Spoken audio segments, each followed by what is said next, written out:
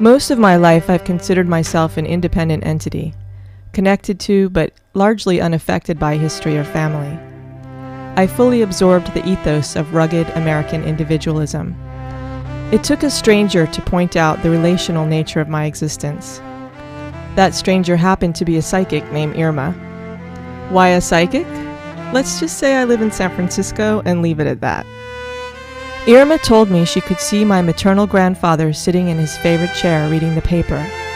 He said he had something for me, and that he wanted to give it to me, but he wasn't sure if I was ready. A few months later, I was visiting my parents, and I told them this story.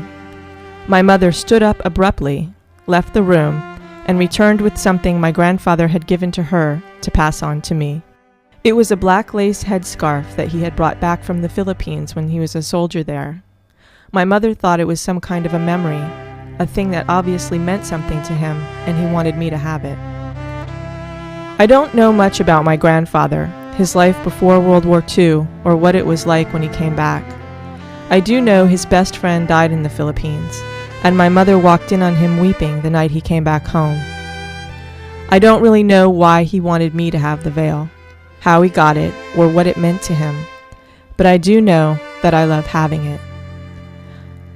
I love it for how it connects me to a story that started before I was born. I love the way I learned about the veil, for what it says about the ways our stories continue when we're gone. But what I think I love most of all is knowing that despite everything he lost, my grandfather still had something he wanted to give away. For you shall